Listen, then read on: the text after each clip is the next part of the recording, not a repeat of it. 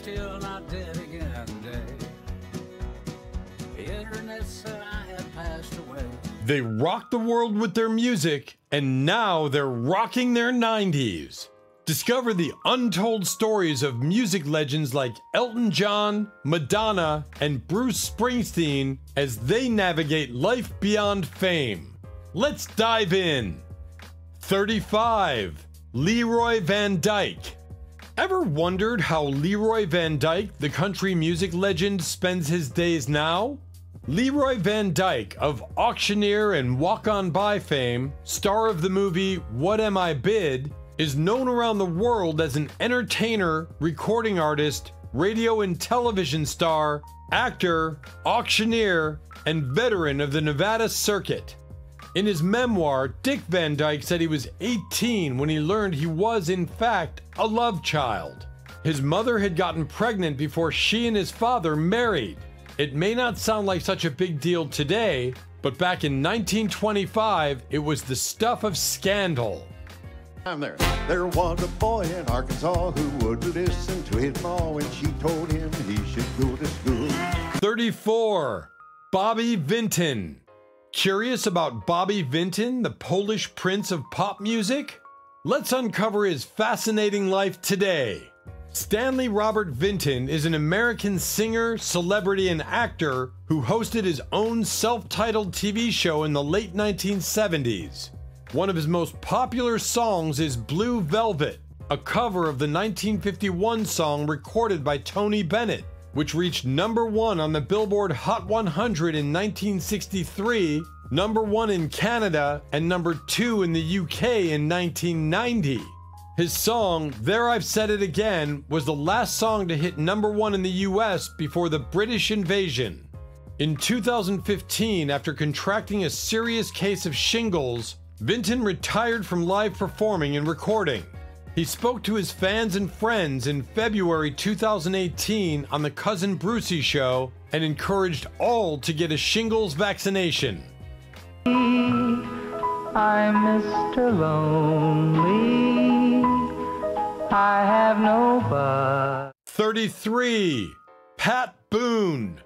Pat Boone, the iconic crooner of the 50s and 60s. Where is he now? You won't believe it. Pat Boone was destined to become one of the most popular singers of the 1950s and a prominent figure in the entertainment industry. Legendary entertainer Pat Boone still lives in the sprawling Beverly Hills home he and his wife Shirley bought in 1960. Though she died in January 2019 after a battle with vasculitis, Pat says he still talks to his longtime love all the time. Surrounded by his memories and memorabilia from a 7-decade career in entertainment, he has no plans to move. He lives alone with a housekeeper and his dog, a little cocker spaniel named Shadow. To ease his loss, Pat relies on the same bedrocks that have always sustained him: faith and family. We're here in Dallas, Texas at the NRB conference with the legendary Pat Boone. Pat, it's so great to be with you here. 32. Petula Clark. Petula Clark, the beloved voice behind Downtown. What's her secret to staying vibrant at 90? Petula Clark, born on November 15th, 1932, is an iconic British singer, actress, and composer whose career has spanned over 7 decades. Collaborating with songwriter and producer Tony Hatch, she recorded Downtown, a track that catapulted her into global stardom. Now an astonishingly youthful 80, she looks back on her career, which is still active, with a mixture of pride in her achievements and not a little guilt and anguish. For she's haunted by a fear that her stardom adversely affected the upbringing of her 3 children. She is hard on herself, worrying she wasn't as good a mother as she would have liked to have been, or as good a wife. She and their father, dashing Frenchman Claude Wolff, went their separate ways more than 20 years ago, even though they've never divorced and remain friends. If any pop song instantly brings back the 60s, it's Downtown, everything's waiting for you. 31. Frankie Valli. Frankie Valli, the falsetto powerhouse of the Four Seasons. How does he still hit those high notes? Frankie Valli is the frontman of the Four Seasons beginning in 1960. As a member of the Four Seasons, Valli's #1 hits included Sherry, 1962, Big Girls Don't Cry, 1962, Walk Like a Man, 1963, Ragdoll, 1964, and December 1963, Oh What a Night, 1975. Valli's recording of the song Can't Take My Eyes Off You reached #2 in 1967. As a solo artist, Valli scored #1 hits with the songs My Eyes Adored You, 1974, and Grease, 1978. Frankie has had more than his fair share of tragedy. While international stardom brings its own trials and tribulations, Frankie has carried around the heaviest weight of all on his shoulders, the grief of losing a child. His youngest daughter, Francine Castelluccio, with his first wife, Mary Mandel, died from an overdose at the tender age of 20. Frankie has always firmly believed it to have been unintentional.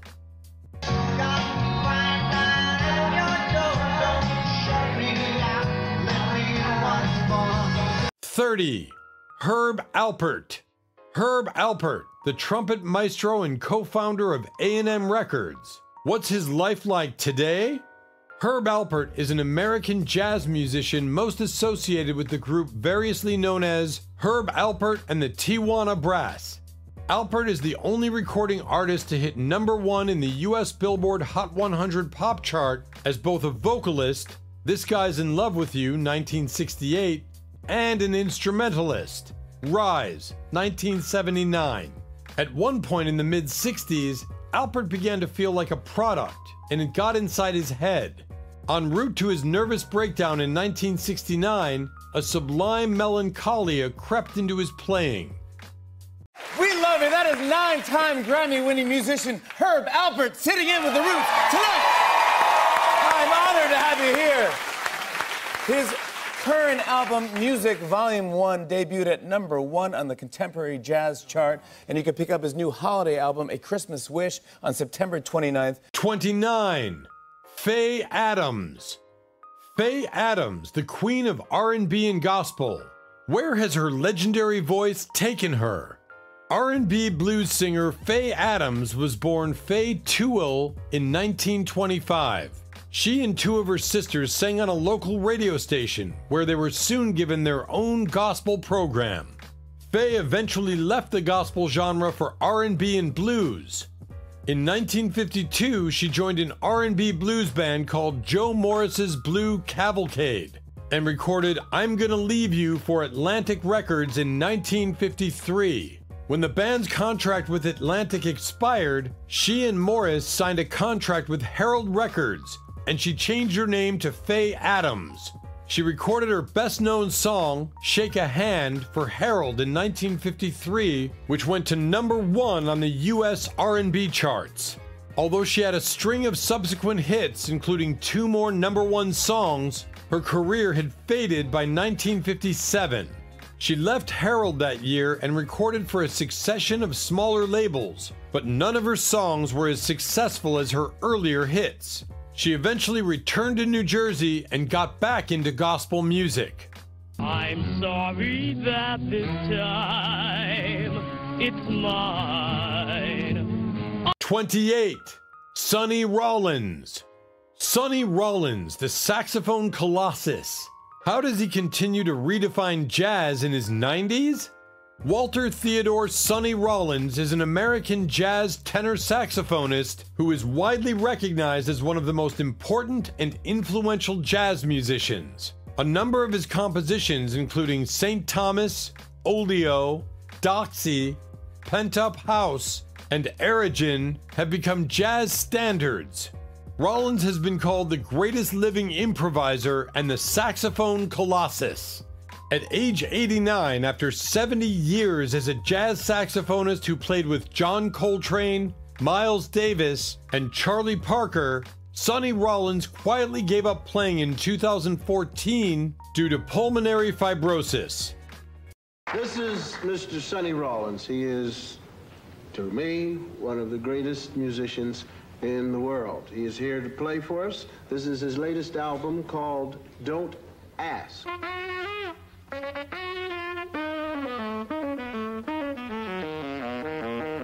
27. Shirley Bassey. Shirley Bassey, the iconic voice of James Bond themes. What's her glamorous life like now? Dame Shirley Veronica Bassey's career began in the mid-1950s, best known both for her powerful voice and for recording the theme songs to the James Bond films Goldfinger, 1964, Diamonds Are Forever, 1971, and Moonraker, 1979. In January 1959, Bassey became the first Welsh person to gain a #1 single. Now 84, she has been divorced twice and lost one of her daughters in a tragic incident. Speaking in recent years, Shirley has said, "I've found happiness in my work, but not in my private life." She first married Kenneth Hume in 1961, and the couple separated in 1964 and divorced in 1965. During their marriage, Shirley had a daughter, Samantha, whose father has been disputed due to Shirley's affair with actor Peter Finch. Tragically, Samantha died in 1985 at 21 years old. Samantha had been found face down in the River Avon near Bristol. In all the subsequent years, she has refused to accept the coroner's verdict on her daughter's death, that it was either accidental or suicide. The singer's grief was so strong she was unable to sing for 6 months. The star has been through a lot, but says it has only made her better at what she does. Well, it was, how much I enjoyed it.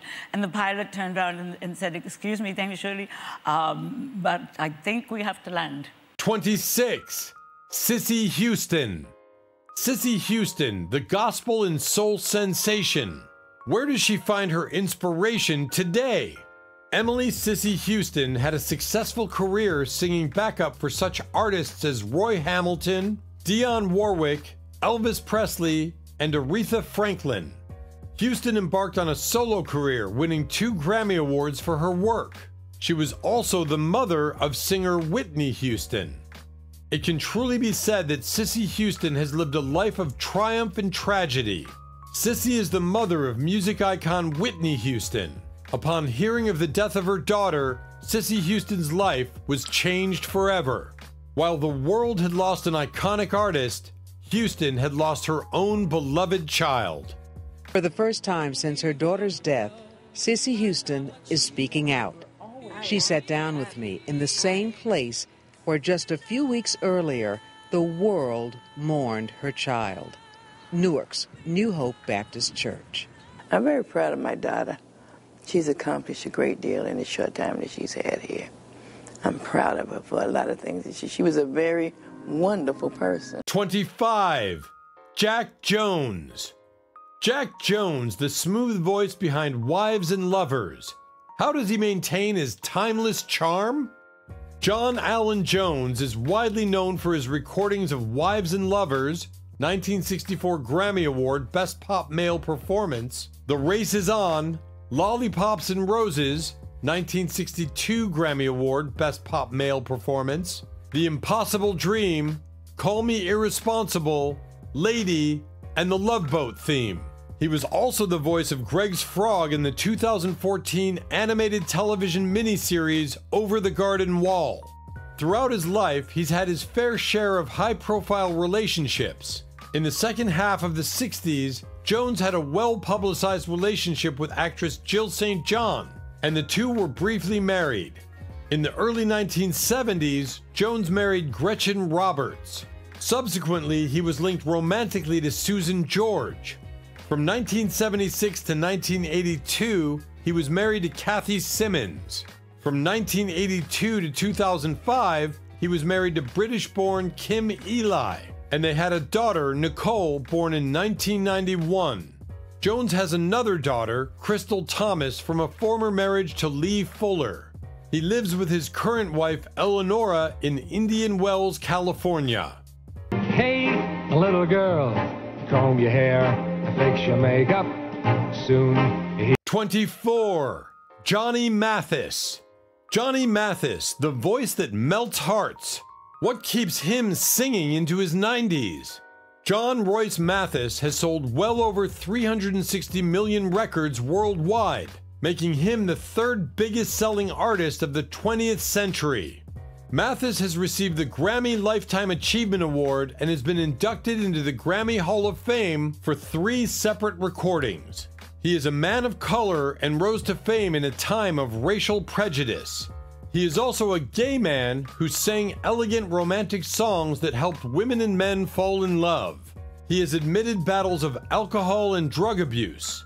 Through it all, Johnny Mathis endures, and it will take more than fire to stop him. Once again, I was following my big iconic hero, Lena Horne, Sammy Davis Jr., Billy Eckstine, I think. And then, of course, in the lounges, there were the big bands of Count Basie, Duke Ellington. 23. Shirley Jones.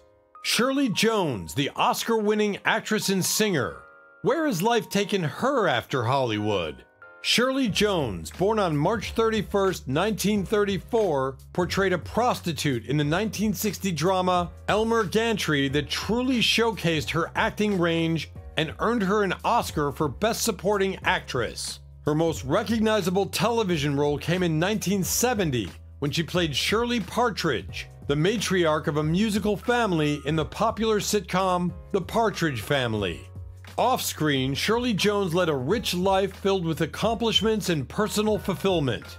She was married twice, first to actor Jack Cassidy, with whom she had 3 sons, and later to comedian Marty Ingalls. On December 11th, 1976, Jack Cassidy's penthouse apartment caught fire. Cassidy, Jones's ex-husband, died in the fire. Despite her current relationship with Marty, Jones still felt a strong connection to Cassidy, whom she considered the love of her life. He had another film that he needed to do and he forgot about it, blah, blah, blah. Of course, the real reason, as you know, was Ava Gardner. She was going to have an affair with Clark Gable. She called him. She said, let you get your fanny down here. I'm having an affair with Gable. 22. Kris Kristofferson. Kris Kristofferson, the songwriter and actor. How does he reflect on his legendary career? Kris Kristofferson is best known for his songwriting prowess, penning timeless classics such as Me and Bobby McGee, Help Me Make It Through the Night, and For the Good Times. In addition to his musical pursuits, Kristofferson also carved out a successful acting career. His breakthrough role came in the 1976 film A Star Is Born, for which he garnered a Golden Globe Award. Kristofferson was tested for Lyme disease, for which he ended up testing positive. His wife revealed that the disease took a heavy toll on her husband's health. In addition, the musician battled multiple ailments, including sleep apnea, knee pains, arrhythmias, and anemia, in between contracting the infection and its subsequent treatment. Life that you're right. It's swirling and sucking you. 21. John Mayall. John Mayall, the father of British blues. What's the secret to his enduring musical legacy? John Mayall, OBE, is an English blues singer, guitarist, organist, and songwriter whose musical career spans over 60 years. He was the founder of John Mayall and the Blues Breakers, a band which has counted among its members some of the most famous blues and blues rock musicians. Mayall faced adversity when a brush fire destroyed his house in Laurel Canyon, California in 1979. The house, with a film library of 2,000 hours of videotaped movies, many valuable 16th century antiques, a pornography collection dating back to the 1800s, and rock and roll diaries spanning 25 years were all destroyed. All that remained was a charred foundation and a hand-painted swimming pool littered with soot and ash. You know, it was before LPs and everything like that, so in Manchester there was a record shop which specialised in jazz and blues, and so you know, you bought all your 78s there, and there was enough released on of American blues for me to, build up a collection, at least. 20. Chubby Checker. Chubby Checker, the king of dance sensation with The Twist. Where does he groove now? Chubby Checker is widely known for popularizing many dance styles, including the twist dance style, with his 1960 hit cover of Hank Ballard and the Midnighters' R&B hit The Twist, and The Pony with the hit Pony Time. He also popularized limbo rock and its trademark limbo dance, as well as various dance styles such as the fly. Chubby Checker cannot be called a decent family man. He cheated on his wife. Nevertheless, Katharina stayed with her husband and forgave his weakness. The man has several illegitimate children. One of the celebrity daughters is basketball player Misty McCray Bass. You know something? I haven't been out of work since I've been 6 years old. The break gave him a chance to spend some time at home with family. But now he's back on the road, playing dates around the country. And I went on stage and the band started to play. 19. Bobby Rush. Bobby Rush, the blues legend. How does he keep the rhythm going strong at his age? Bobby Rush is an American blues musician, composer, and singer. His style incorporates elements of blues, rap, and funk, as well as a comic sense about blues tropes. Rush overcame immense personal tragedy early on in his life when he lost both his first wife and 3 children to side effects of sickle cell anemia. I think about my dad as a guitar player and a harmonica player. When I look at the tracks, I think about the train. I think about a T-model Ford.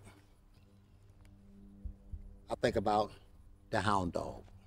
18. Willie Nelson. Willie Nelson, the outlaw country icon. What's his recipe for staying true to his roots? Willie Nelson was born on April 29, 1933. His breakthrough came when he wrote Crazy, which became a massive hit for Patsy Cline in 1961. However, Nelson's own performing career didn't take off until he moved back to Texas in the 1970s, where he became a key figure in the outlaw country movement with albums like Shotgun Willie and Red-Headed Stranger. Country legend Willie Nelson was devastated by the death of his son Billy. Billy was just 33 years old when he died by suicide on Christmas Day. When Billy passed, it was terribly hard on him because Billy was his first son. Are you aware of some of the hoaxes that have been going around? Oh, I've been dead many years now, according to a lot of them. I wrote this song called Still Not Dead Yet. As for me, I'd like to thank my lucky stars that I'm alive. 17. Julie Andrews. Julie Andrews, the beloved voice of Mary Poppins. Where does she find magic in her life today? Julie Andrews, born on October 1st, 1935, breakthrough came in 1954 when she starred as Eliza Doolittle in the Broadway production of My Fair Lady.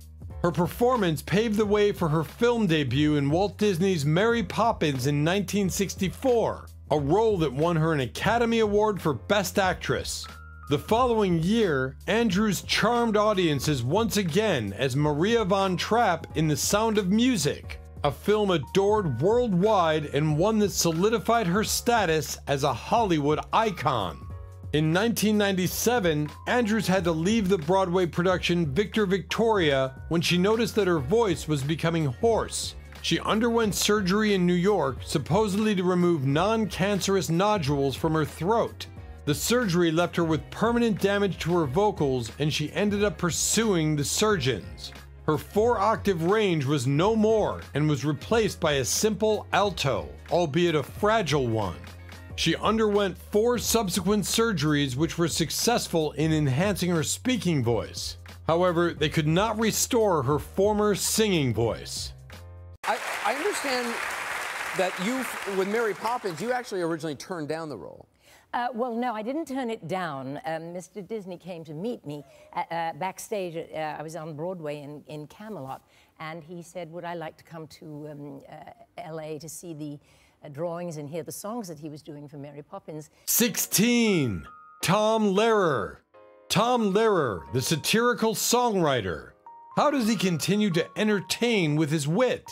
Thomas Andrew Lehrer is best known for the pithy, humorous songs that he recorded in the 1950s and 1960s. His songs often parodied popular musical forms, though he usually created original melodies when doing so. There's antimony, arsenic, aluminum, selenium, and hydrogen, and oxygen, and nitrogen, and rhenium, and nickel, neodymium, neptunium, germanium, and iron, americium, ruthenium, uranium, europium, zirconium, lutetium, vanadium, and lanthanum, and osmium, and astatine, and radium, and gold, actinium, and indium, and gallium. When asked about his reasons for abandoning his musical career, Lehrer cited a lack of interest, a disdain of touring, and the monotony of performing the same songs repeatedly. He observed that when he was moved to write and perform songs, he did, and when he was not, he did not, and that after a while, he simply lost interest. How did you start this? Because you were originally a professor of mathematics. I don't know if you still are. Not a professor. That's a fine distinction there, which escapes the non-academic mind. But I was a teaching fellow at Harvard, and I used to write these songs for my own amusement when time hung heavy. 15. Clarence Carter. Clarence Carter, the soul superstar. Where does he find his soulful inspiration? Clarence George Carter is best known for his sexually charged songs about illicit affairs and physical attraction. He earned 3 gold records for his early hits, Patches, Too Weak to Fight, and Slip Away. Blind from birth, Carter references his blindness in several of his hits, including I'd Rather Go Blind and I Can't See Myself. In 1975, Carter moved to ABC Records and released 3 albums on that label. He continued to tour, but the audiences had shifted away from R&B music as disco became more popular. He changed labels several times during the early 1980s with little success. In 1985, he moved to Ichiban Records, a newly founded label in Atlanta, Georgia, and found new success with the tongue-in-cheek and raunchy Strokin'. Very, very, very nice. Clarence, after 8 years of working hard and you get a record that size, what goes through your mind? Well, I don't know exactly what goes through my mind. I just feel good, you know. But it's really exciting. 14. Cleo Laine. Cleo Laine, the jazz vocalist. How does she still captivate audiences with her voice? Dame Cleo Laine is known for her scat singing and for her vocal range. Laine is the only female performer to have received Grammy nominations in the jazz, popular, and classical music categories. Cleo Laine had to develop a tougher outer shell as a pioneering female singer in what was very much a man's world. Dame Cleo Laine may be an unsentimental toughie, but the legendary jazz singer still grieves for her husband, jazz composer Sir John Dankworth.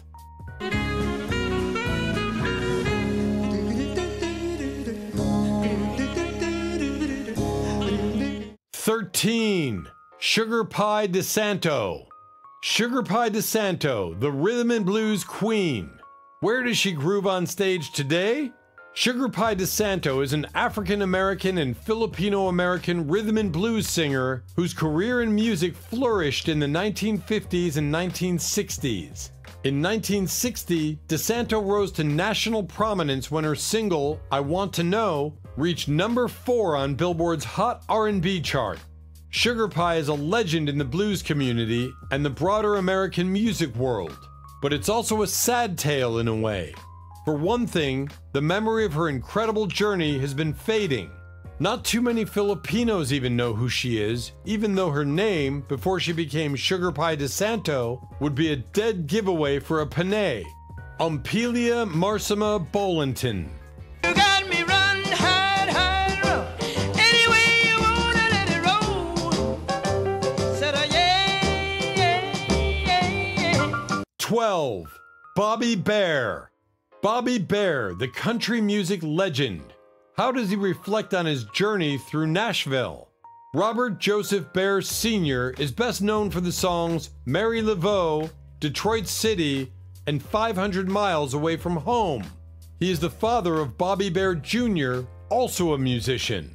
Bobby Bare had a difficult life growing up. His mother passed away when he was only 5 years old. And since his father could not feed and take care of him and his two sisters, his younger sister was put up for adoption, while his older sister was sent to live with their grandparents and different relatives. Jimmie Rodgers might have been the beginning and the father of country music. But Merle Haggard is the beginning of something. I don't know what it is, but it's like there's been 3 generations. 11. Kenny Burrell. Kenny Burrell, the jazz guitar virtuoso. What's his secret to improvising melodies in his 90s? Kenneth Earl Burrell is known for his collaborations with Jimmy Smith and produced the 1965 Billboard Top 20 hit album, Organ Grinder Swing. In 2019, concerns arose about Burrell's well-being and living circumstances as he became increasingly socially and physically isolated in his home, and major frictions developed between his wife, Catherine Goodrich, 37 years his junior, and others living in their Westwood apartment building. A GoFundMe account was set up to pay medical bills and other punitive expenses, which became controversial because he was covered by medical insurance through employment at UCLA and through Medicare.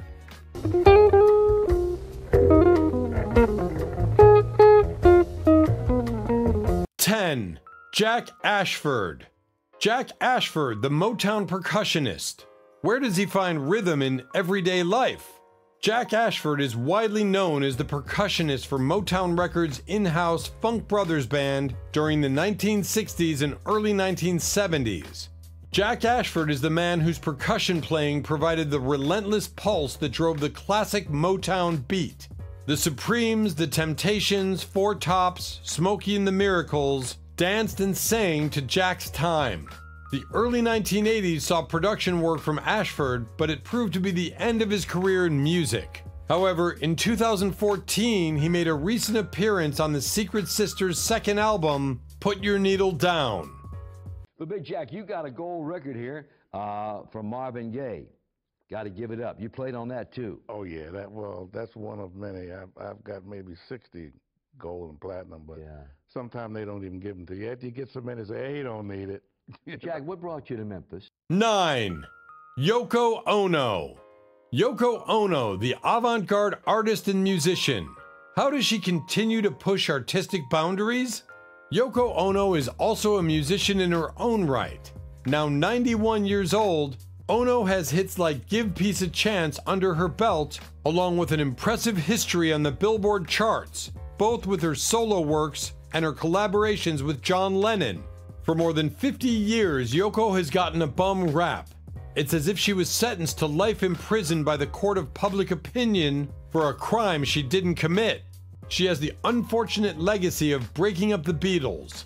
Admirably, Yoko has maintained her dignity all these years and never lashed out at her detractors. It doesn't happen twice, you know. And so, okay, well, what did I do? And, well, I did my best. That's all I can say. 8. Shirley Matthews. Shirley Matthews, the backing vocalist for Legends. Where does she find harmony in her career?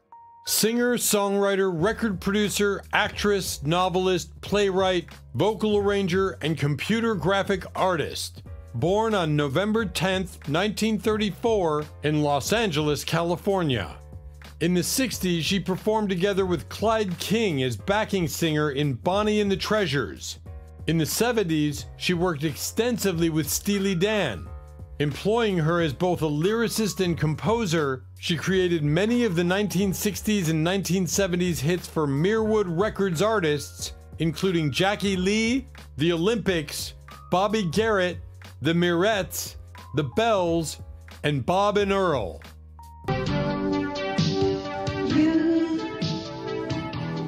You are everything I need. 7. Carol Kaye.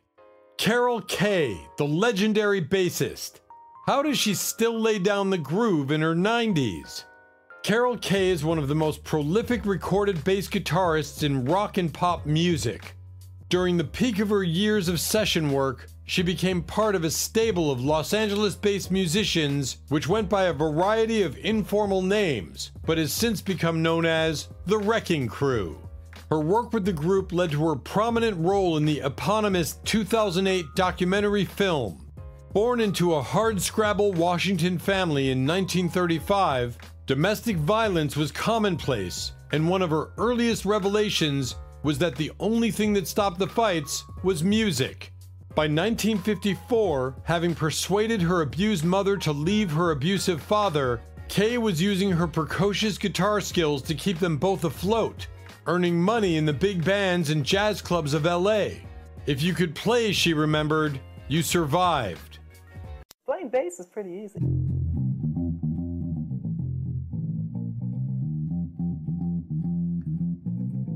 Six, Barry McGuire. Barry McGuire, the folk rock troubadour. Where does he find inspiration for his songs? Barry McGuire is known for the hit song Eve of Destruction, and later as a pioneering singer and songwriter of contemporary Christian music. He first gained fame in the early 1960s as the star of the New Christy Minstrels. During his time with the Minstrels, McGuire discovered psychedelic drugs.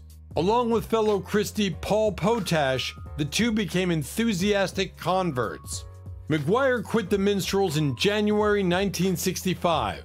The group's management were not happy and even threatened him with the old, "You'll never work in this business again." For a while, that seemed to be the case. He was informally blacklisted, and in spite of his recent success, he couldn't find work. Jump forward to the 1970s, and after a few years lost in a drug haze, McGuire was singing a new tune, Songs of Faith, and once again safe enough to return to the White House. McGuire became a born-again Christian in 1971 after a brief encounter with evangelist Arthur Blessitt in October 1970. Singing with this, I think it was a trio, might have been a quartet, but I think it was a trio. Well, I hope to tell you, Johnny, better lay that rifle down. And I still remember the song they were singing. It's just because it just so indelibly imprinted itself into me. 5. Duke Fakir. Duke Fakir, the last surviving original member of the Four Tops. How does he keep the soul alive? Abdul Duke Fakir is a founding member of the Motown act The Four Tops from 1953 to the present day. Fakir is the group's lone surviving original member, performing today with Ronnie McNear, Lawrence Roquel Payton Jr., and Harold Bonhart. In January 2023, it was reported the U.S. Department of Treasury is seeking $500,000 in unpaid taxes from Fakir and his wife Piper. The Fakirs filed for Chapter 11 bankruptcy in 2005, but did not make the full payments to the Internal Revenue Service required by the resulting plan of reorganization, the complaint says. The very first hit that we had, it was so life-changing. When it first came out and I heard it on the radio for the first time, it just, to me, the production just blew everything away. 4. Paul McCartney. Paul McCartney, the iconic Beatle. Where does he find musical inspiration today? There are only 2 members of the Beatles still living today, and at 79 years old, Sir Paul McCartney is one of them. McCartney has also faced his own tragedies, most famously the death of his wife and musical collaborator Linda McCartney, who died of breast cancer in 1998. McCartney was also in the newspapers consistently during the 2000s due to his acrimonious divorce from his second wife, Heather Mills, which reportedly took a tremendous emotional toll on the songwriter. I say the first time I ever did it, it was very emotional. And it keeps being emotional because, you know, I'm singing with my old buddy again. 3. Ringo Starr. Ringo Starr, the legendary drummer. How does he still keep the beat at his age? The other surviving member of the Beatles also makes this list. Ringo Starr, whose real name is Sir Richard Starkey, is now 84 years old, and he's also found success as a solo artist and with his own band, Ringo Starr and his All-Star Band. Ringo Starr's first daughter and third child overall, Lee Starkey, was diagnosed with a brain tumor. Dr. Peter Black performed an experimental 4-hour operation on Starkey. The tumor was removed entirely and Starkey was quickly discharged. Concerningly, in 2001, according to the Boston Herald, the tumor returned and Starkey had to endure more medical treatments.